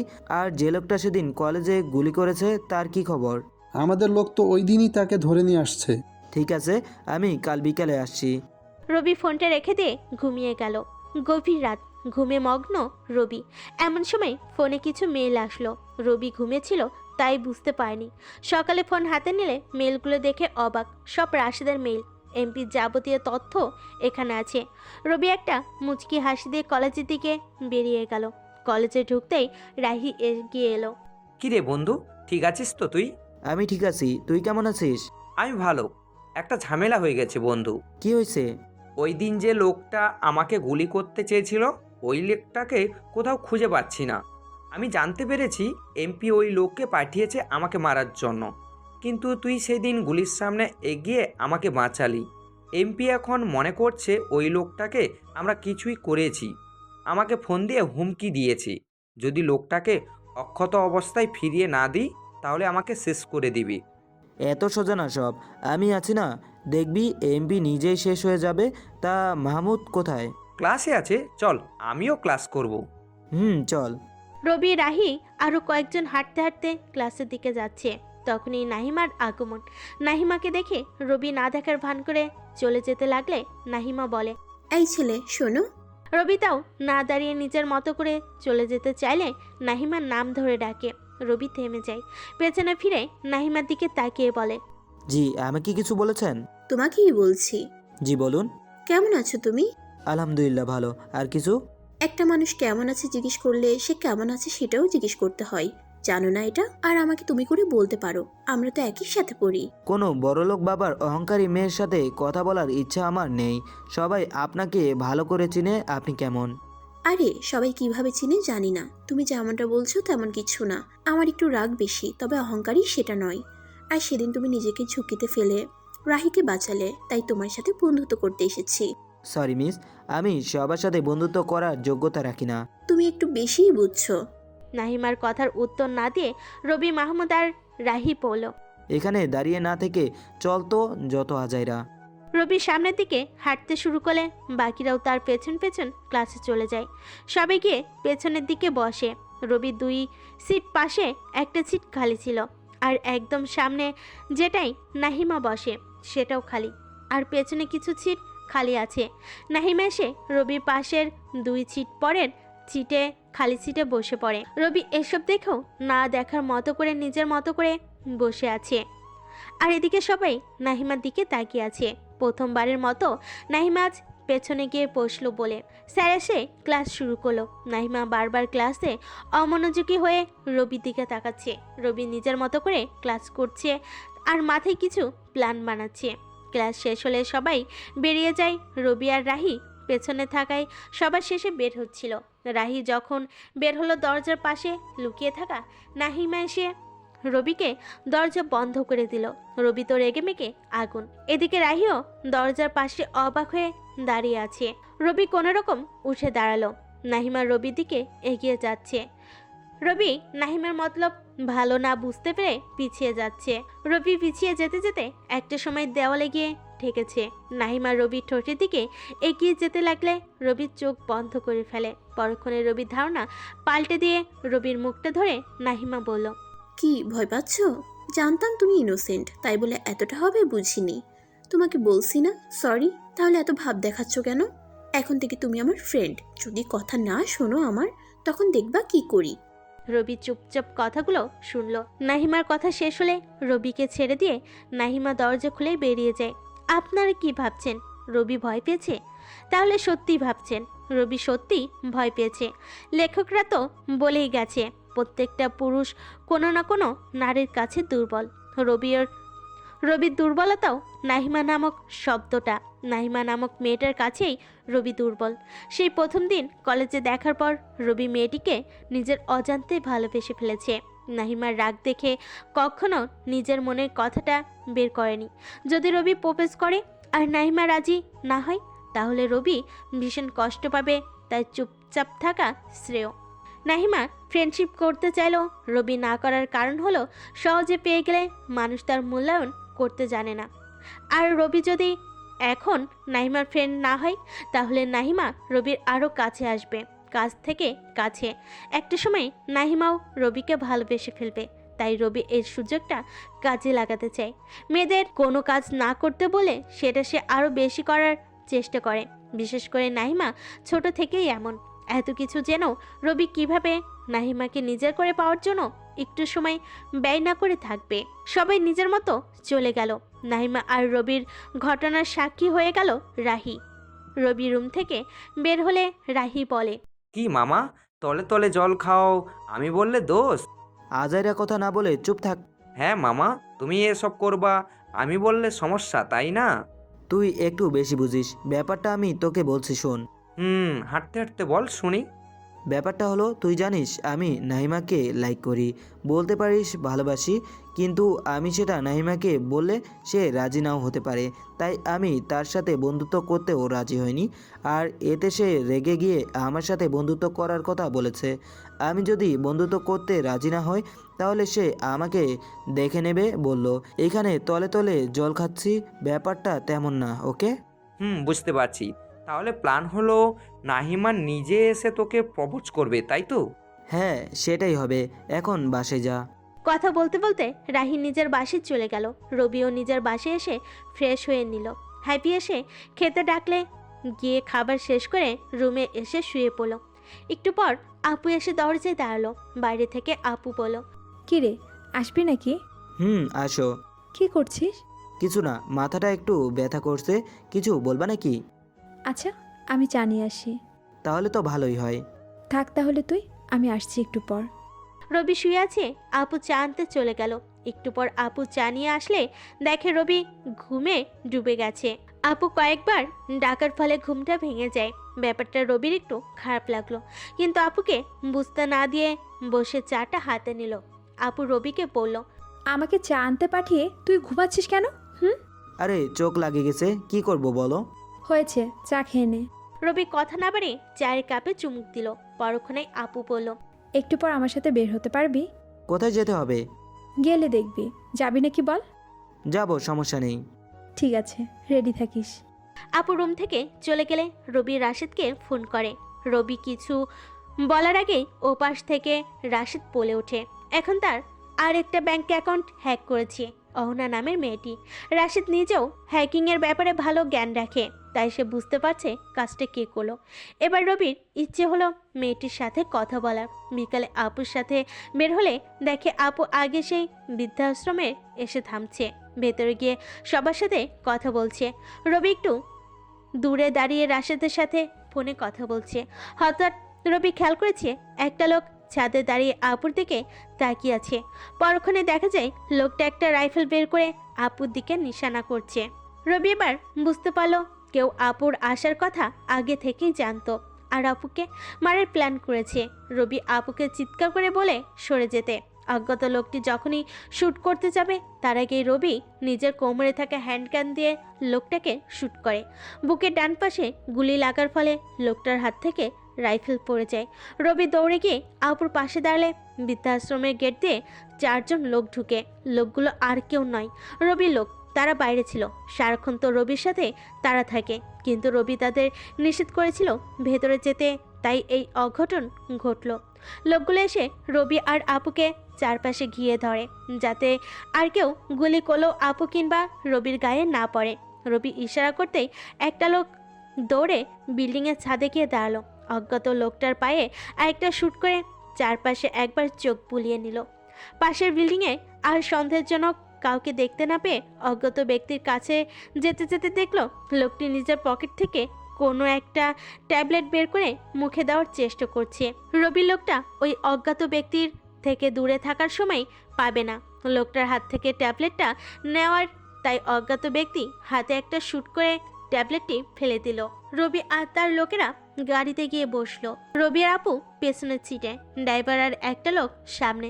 পেছনে গাড়িতে করে অজ্ঞাত লোকটি সহ বাকি 2টা লোক পেছনে রবির আরেকটা গাড়িতে উঠল। রবির কথা মতো অজ্ঞাত লোকটিকে হাসপাতালে নিয়ে গেল আর রবি এবং আপু বাসে চলে আসলো। আপু মোটেও বিচলিত হয়নি এই ঘটনায়, কারণ আপু জানতো এমন কিছু হলে রবি এবং তার লোকেরা আশপাশ থেকে বেরিয়ে আসবে, এবং তাই হলো। আপু আর রবি বাসে এসে সোফায় গিয়ে বসলো। হ্যাপি অবাক হয়ে তাকিয়ে আছে রবির হাতে যে তখন থেকে পিস্তলটা আছে তার মনেই নেই। হ্যাপি রবির সামনে গেলে রবি হ্যাপিকে বলল পানি দিতে। হ্যাপি চোখ বড় বড় করে তাকিয়ে আছে। পরক্ষণে রবি নিজের হাতে খেয়াল করে পিস্তল এখনো হাতে আছে। রবি তড়িৎ গতিতে পিস্তলটা নিজের কোমরে গুজে নেয়। হ্যাপি কাঁপা কাঁপা গলায় বলে, হাতে ওটা কি তোমার? ভয় পেয়েছিস তাই না? আরে পাগলি, ওটা খেলার পিস্তল। তোর সাথে প্রাঙ্ক করেছিলাম, সত্যি ভয় পেলি? ভাইয়া, আমি এতটাও ছোট নই, কোনটা আসল আর কোনটা নকল চিনবো না। আরে আমি আসল পিস্তল কই পাবো? এটা তো আপুর প্ল্যান ছিল তোর সাথে প্র্যাঙ্ক করবে, নয়তো আপুকে জিজ্ঞেস কর। রবি কথাটা শেষ করতেই হ্যাপি আপুর দিকে তাকায়। আপু রবির কথায় তাল মিলিয়ে কথা বলা শুরু করে। রবি সোফা থেকে উঠে নিজের রুমে চলে যায়। এদিকে হ্যাপি আপুকে বলে, আপু, এটা কি সত্যি? হ্যাঁ, তোর সাথে ছোট্ট একটা প্র্যাঙ্ক করলাম, দেখলাম তুই কেমন ভয় পাস। যদিও তেমন একটা ভয় পাসনি, শুধু অবাক হলি। তুমি মিথ্যা বলছো, ওইটা সত্যি পিস্তল ছিল। আর তুমি ঘেমে গেছো, ভাইয়াও দেখলাম ঘেমে আছে। সত্যিটা কি বলো? সত্যিটা হলো তুই কেমন ভয় পাস দেখার জন্য এই খেলনার পিস্তল দিয়ে মজা করলাম। হ্যাপি আপুর কথাই বিশ্বাস করতে না পেরে রবির রুমে গিয়ে দাঁড়ালো। রবি তখন ফোন কানে দিয়েছিল। হ্যাপিকে দেখে বলল, কিরে কিছু বলবি? কলটা রাখো, তারপর বলছি। হ্যাপির কথাগুলো শুনে ওপাশে থাকা রাশেদ মুচকি হেসে কল রেখে দিল। রবি ফোনটা কান থেকে নামাতেই হ্যাপি বলল, তোমার পিস্তল দাও। ওটা খেলনা, তুই ছোট বাচ্চা নাকি ওটা নিয়ে খেলবি? আমি খেলার জন্য চাই নাই, দাও ওটা, আমি দেখব।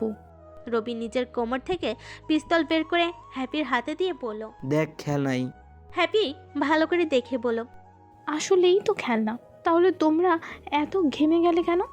বাইরে কি কিছু হয়েছে? না কিছু হয়নি তো। আর পিচ্ছি এত কিছু বুঝতে হবে না তোকে, যা তো আমার কাজ আছে। হ্যাপি চলে গেলে রবি একটা স্বস্তির নিঃশ্বাস ফেলে। আপনারা হয়তো ভাবছেন রবির হাতে তো আসল পিস্তল ছিল, তাহলে হ্যাপি চিনল না কেন? আসলে ব্যাপারটা হলো রবি জানতো হ্যাপি পুনরায় পিস্তলটা দেখতে চাইবে, তাই তো পানি না খেয়েও নিজের রুমে চলে আসছে। আর রুমে এসে রবি আসল পিস্তলটা ডয়ারে রেখে দিয়ে খেলনার পিস্তল নিল, তাই হ্যাপি চিনে নেয়। আর আপু তো রবির ব্যাপারে সব জানে, তাই আপু রবির কথাই হ্যাঁ মিলিয়েছে। হ্যাপি খেলনার পিস্তল নিয়ে রবির রুম থেকে বের হয়ে গেলে রবি আবারও রাশেদকে ফোন করে। অজ্ঞাত লোকটির যাবতীয় তথ্য নিয়েতে বলে। রাশেদ জানাই লোকটির অতিরিক্ত রক্তক্ষরণের ফলে অজ্ঞান হয়ে আছে, ঘন্টা খানেক পর জ্ঞান ফিরলে তথ্য নিতে পারবে। রবি ফোন রেখে দিয়ে কম্পিউটারের সামনে গিয়ে বসে। অবশ্য প্রতিবারের মতো দরজা লক করে সিক্রেট রুমে প্রবেশ করে, তবে কম্পিউটার ওপেন করেছে। আগের কাজটা আগে শেষ করতে চাই রবি, তাই কম্পিউটার ওপেন করেই অহনা নামের মেয়েটির সাথে কথা বলার চেষ্টা করে।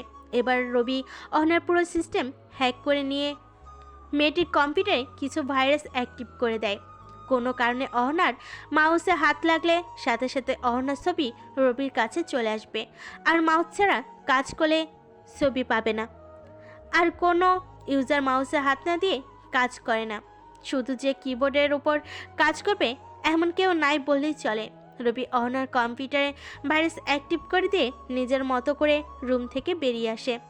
সিক্রেট রুম থেকে বেডরুমে এসে ফোনটা নিয়ে রুম থেকে বেরিয়ে আপুর কাছে যায়। আপু সেই আগের মতোই বসে বসে কি যেন ভাবছে। এমন ভাবতে দেখে রবিকে আপুর পাশে বসে বলে, কি হয়েছে, এত কি ভাবছো? আজকের ঘটনা না ঘটলেও পারতো। ঘটেই যখন গেছে কিছু তো ভেবে আর লাভ নেই। কেন ঘটেছে, কে ঘটিয়েছে, এইসব বের করার দায়িত্ব আমার। তুমি এসব নিয়ে চিন্তা করো না, এখন থেকে একটু সাবধানে থাকবে। আর আমি রাশেদের সাথে কথা বলছি, এখন থেকে হ্যাপি আর তোমার সাথে 3 জন করে গার্ড থাকবে। যে কোনো ধরনের সমস্যায় তারা সামনে থাকবে। এসবের কোনো দরকার নেই।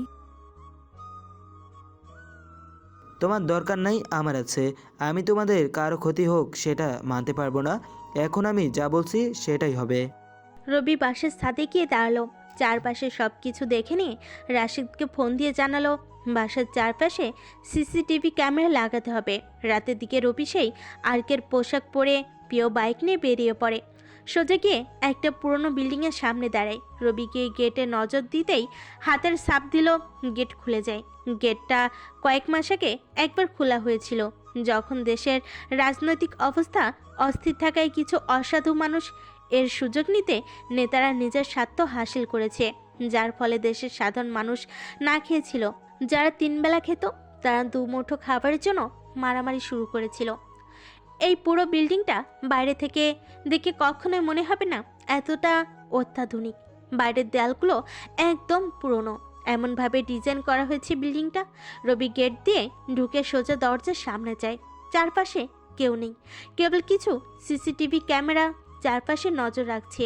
রবি দরজা খুলে ভেতরে থাকা একটা রুমে যায়। রুমের নিচের দিকে একপাশে দেওয়ালে ছোট্ট একটা সুইচ আছে, সেটাই ক্লিক করতেই রুমের একটা দেওয়াল আপনা আপনি মাটির ভেতরে চলে যেতে থাকে।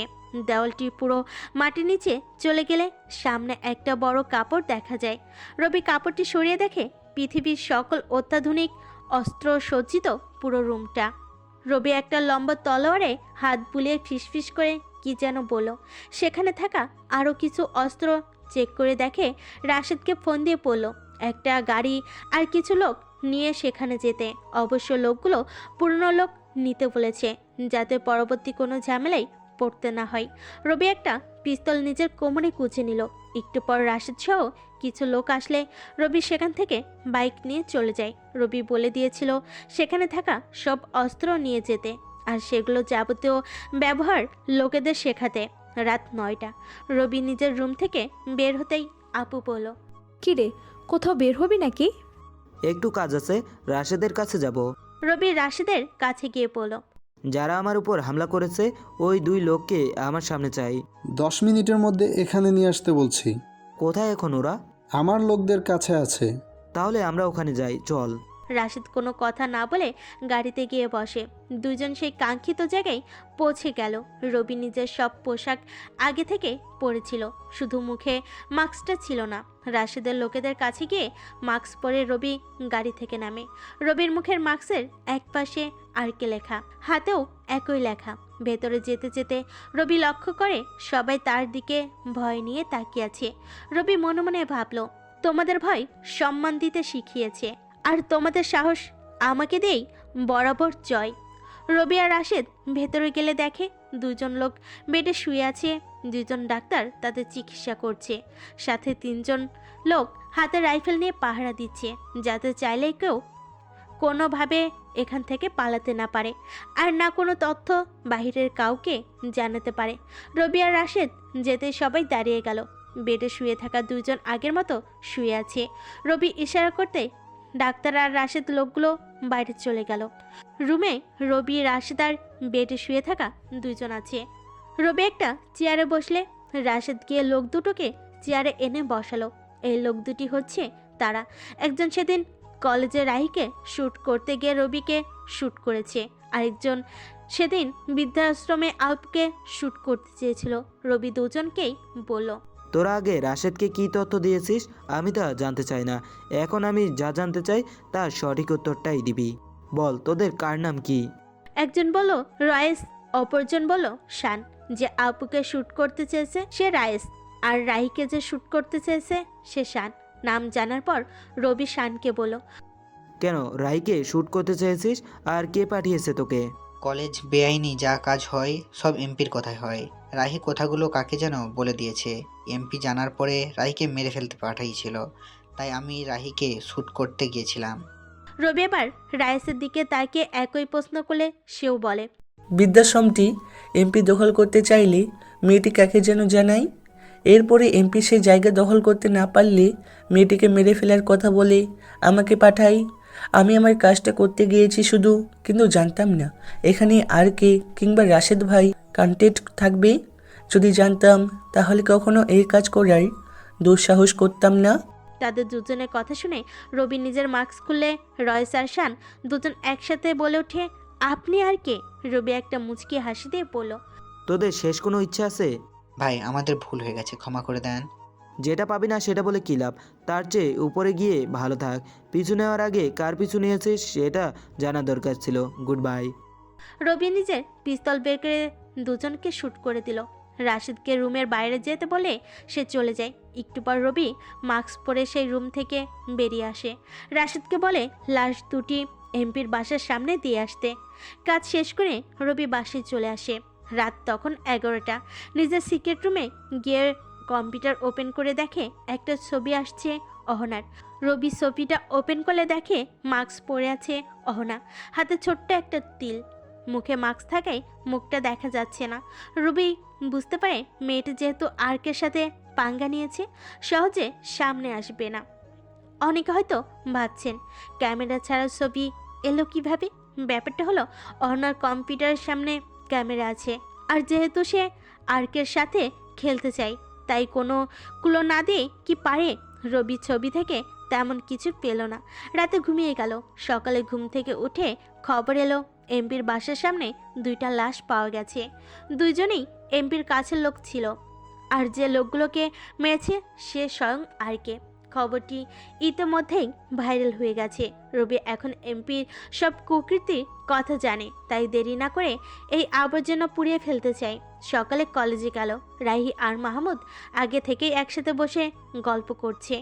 রবি সেখানে গিয়ে বসে তাদের সাথে কথা বলছে। হঠাৎ রবি কি যেন একটা মনে পড়ল। পকেট থেকে ফোনটা বের করে অহনার পাওয়ার ছবিটি আরও একবার ভালো করে দেখল। রবি এবার লক্ষ্য করলো দেওয়ালে একটা ছবি লাগানো আছে। রবি ছবিটি বড় করলে দেখে দেওয়ালের ছবিটি নাহিমার, মানে কলেজের এই বদমেজাজি নাহিমা এসবের পেছনে। রবি একটা মুচকি হাসি দিয়ে মাহমুদকে জিজ্ঞেস করলো, নাহিমা কোথায় রে? একটু আগে দেখলাম ক্লাসের দিকে যাচ্ছি, কেন বলতো? চল ক্লাসে যাই। মাহমুদ রাহি দুজনেই অবাক। রবি ক্লাসের দিকে যাচ্ছে, তাই বাকিরাও বসে না থেকে ক্লাসে চলে গেল। রবি গিয়ে নাহিমার পেছনে বসে। রবি নাহিমার দিকে বারবার তাকাচ্ছে। নাহিমার হাতে সেই তিলটা দেখার চেষ্টা করছে। কিছু সময় পর সফল হয়। রবি এবার নিশ্চিত হয়ে যায় নাহিমা হলো অহনা। হঠাৎ রবির ফোন বেজে উঠল। রবি ফোন বের করে দেখে রাশেদ ফোন দিয়েছে। রবি ক্লাসেই ফোনটা ধরতেই ওপাশ থেকে রাশেদ বলে ওঠে, একটা খারাপ নিউজ আছে। কি নিউজ? আজকে রাতে এমপির লোকেরা বৃদ্ধাশ্রমের উপর হামলা করবে, সেখানে এমপি নিজে উপস্থিত থাকবে। এখন আমাদের কি করতে হবে বল? নতুন অস্ত্রগুলো দিয়ে সবাইকে রেডি করে রাখ, আমি সেখানে উপস্থিত থাকব। রবি ফোনটা রেখে দিল। রাতে রবি গিয়ে বৃদ্ধাশ্রমে উপস্থিত হয়। রাত 9টার দিকে এমপির লোকেরা আসে। একটু পর এমপি গাড়ি থেকে নেমে বৃদ্ধাশ্রমের সবাইকে ডেকে বলে, তোদের বলেছিলাম এই জায়গা ছাড়তে, তোরা তা না করে উল্টো কোনো একটা মেয়েকে নিয়ে আমাকে হুমকি দিলেই আজ দেখব কিভাবে ওই মেয়ে তোদের বাঁচায়। আর কে যেন ও হ্যাঁ, আর কে, সে এখানে কিভাবে তোদের বাঁচাতে আসে। রবি তাদের সামনে আসলো। একদম সাধারণভাবে না, কোনো আর্কের পোশাক পরেছে না, সাথে কোনো গাড়ি বা লোক আছে। একদম সাধারণভাবে এমপির সামনে দাঁড়ালো। এমপি আর রবির মাঝে কথা কাটাকাটি হলে একসময় এমপি রবির গায়ে হাত তুলতে চাইলে একটা বুলেট এসে এমপির হাত ফুটো করে দেয়। একটু ইশারা দিতেই চারপাশ থেকে ফায়ারিং শুরু হয়। এমপি আর রবি ছাড়া বাকি সব লোকগুলো সেখানেই মরে পড়ে থাকে। রবি হাসতে হাসতে এমপির সামনে গিয়ে নিজের কোমর থেকে পিস্তল বের করে এমপির মাথায় ধরে। ভাই, আমার ভুল হয়েছে, আমাকে মাফ করে দেন, আমি আপনাকে চিনতে পারিনি। এখন তো চিনতে পেরেছিস, তোর সামনে কে দাঁড়িয়ে আছে? জি ভাই, আর কে? শেষ ইচ্ছে থাকলে বল, তোর সব বেআইনি হিসাবের ডায়েরি এইখানেই শেষ হবে। ভাই, আমাকে মাফ করে দেন, ভুল হয়েছে আমার। ভালো থাকিস ওপারে। রবি এমপিকে শ্যুট করে দিল। পুরো জায়গায় রক্তের বন্যা বয়ে গেল। সারা দেশে একটাই নিউজ, এবার একজন নয়, দুজন নয়, পুরো 30 জন লোক আর্কের হাতে খুন। রবি বাসে এসে পৈশাচিক হাসি দিয়ে ঘুমাতে যায়। সকালে ঘুম থেকে উঠে যথারীতি কলেজে যায়। কিছু সময় পর কতগুলো পুলিশের গাড়ি কলেজে আসে। রবি বুঝতে পারে নিশ্চিত কেউ জেনে গেছে তার ব্যাপারে। রবি মুচকি হাসি দিয়ে ফোনটা বের করে রাশিদকে মেসেজ করে। একটু পর পুলিশ এসে রবির সামনে দাঁড়ালে রাহি আর মাহমুদ ভয়ে কাঁপতে শুরু করে। পুলিশ অফিসার রবিকে বলে, এই ছেলে এদিকে আসো। রবি গিয়ে পুলিশ অফিসারের সামনে দাঁড়িয়ে বলে, জি স্যার বলুন। তোমাকে গ্রেপ্তার করা হলো। কেন স্যার, আমি কি করেছি? কাল আরকে যেখানে ছিল তোমাকে সেখানে দেখা গেছে। আমাকে সেখানে দেখা গেছে তো এখানে আমার কি দোষ? তোমার থেকে কিছু তথ্য জানার আছে। কিছু জানতে হলে কাউকে গ্রেপ্তার করা হয় না অফিসার। এত বেশি বুবলি ফুটেছে কেন মুখে? হ্যাঁ, কথাটা বলতে বলতে রবির কলার ধরে বসলো পুলিশ অফিসার। রবি মুচকি হাসি দিয়ে অফিসারের সাথে কয়েক পা বাড়িয়েই যখন পুলিশের গাড়িতে উঠতে যাবে, 4টা সেনাবাহিনীর গাড়ি ঢুকলো কলেজে। পুলিশ অফিসার সহ কলেজের সবাই বেশ অবাক। সেনাবাহিনীর গাড়ি থেকে সবাই নেমে রবি আর বাকি পুলিশদেরকে ঘিরে দাঁড়ালো। সৈনিকের সাথে ছিল একজন কর্নেল। তিনি এসে রবিকে সালাম দিতেই পুলিশ অফিসারের হাত কাঁপতে শুরু করলো। রবি কিছু না বলে দাঁড়িয়ে সবার অবস্থা দেখছে। রবি খেয়াল করে ইতিমধ্যে রাশেদ সহ বাকি লোকেরাও চলে আসছে। রাশেদ কর্নেলের সামনে এসে দাঁড়ালে কর্নেল কাঁপা কাঁপা গলায় বলে, ভাই আপনি এখানে? আপনি ডাকলে তো আমি নিজেই চলে যেতাম। আমি দেখতে এলাম এই অফিসারের কত বড় সাহস, আমার বন্ধুকে গ্রেপ্তার করতে এসেছে। তার কলিজাটা আমার লাগবে, তাই নিতে এলাম। রাশেদের এমন ভয়ঙ্কর কথা শুনে পুলিশ অফিসারের প্যান্ট ইতিমধ্যেই নষ্ট হয়ে গেল। পুলিশ অফিসার কাঁপতে কাঁপতে রাশেদের পা ধরে ফেলল। কাঁদো কাঁদো গলায় বলছে, ভাই আমার ভুল হয়ে গেছে। এমপির ছেলে জিসান আমাকে এই তথ্য দিয়েছে, তাই রবিকে গ্রেপ্তার করতে এলাম। এখানে আপনি সংযুক্ত আছেন জানলে আমি কখনো আসতাম না। তোর এত বকবকানি শোনার সময় আমার নেই। কথাটা বলতে বলতে রাশেদ পিস্তল বের করে শ্যুট করতে যাবে, তখনই রবি নাকুলো। চারপাশে সবাই তাকিয়ে আছে। রবি সবাইকে বলল যত তাড়াতাড়ি সম্ভব সবাইকে কলেজ থেকে যেতে আর এমপির ছেলেকে গ্রেপ্তার করতে। সবাই চলে গেল। কলেজের সবাই তাকিয়ে আছে রবির দিকে। রাশেদ যাওয়ার সময় রবির কানে কানে বলল, ভাবি কিন্তু দেখতে ভালো, প্রপোজটা করেই দে। রবি মুচকি হেসে রাশেদকে বলল। যা তুই এখান থেকে। রাশেদ চলে গেল। রবি আর কে এর বাইরেও তার একটা পরিচয় আছে, আর সেটা হলো সিক্রেট এজেন্ট। তাই সেনাবাহিনীর কর্নেল রবিকে এসে সালাম দিয়েছে। রবি একজন সৈনিক ছিল, ধীরে ধীরে পদোন্নীত হয়, তারপর একটা মিশনে ডাক পেলে ভালো নেতৃত্ব দিতে পেরে সিক্রেট এজেন্সি তার সাথে কথা বলে তার ব্যাপারে সব তথ্য নিয়ে তাকে পাঠিয়ে দেওয়া হয় কিছু মাফিয়াকে শেষ করতে।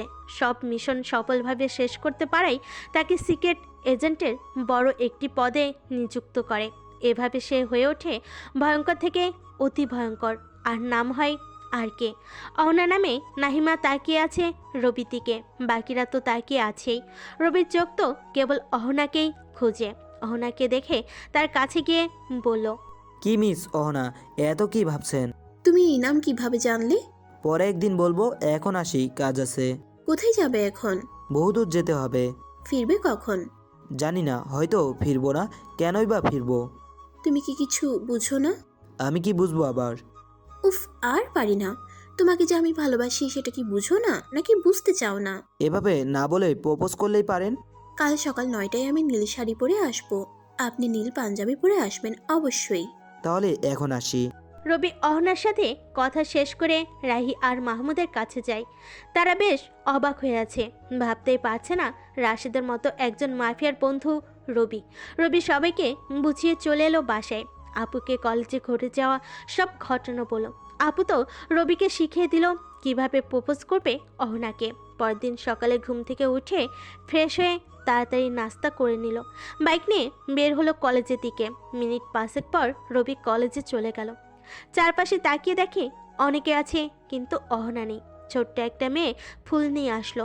রবি মেয়েটির থেকে কিছু গোলাপ নিল অহনাকে প্রপোজ করবে বলে। একটু পর কার নিয়ে অহনা আসে, ঠিক যেমন বলেছিল নীল শাড়ি পরে আসছে। রবি 1 পা 2 পা করে এগিয়ে যাচ্ছে অহনা নামে নাহিমার দিকে, হাতে গোলাপ, কোমরে পিস্তল, ঠোঁটে রবির পৈশাচিক হাসি।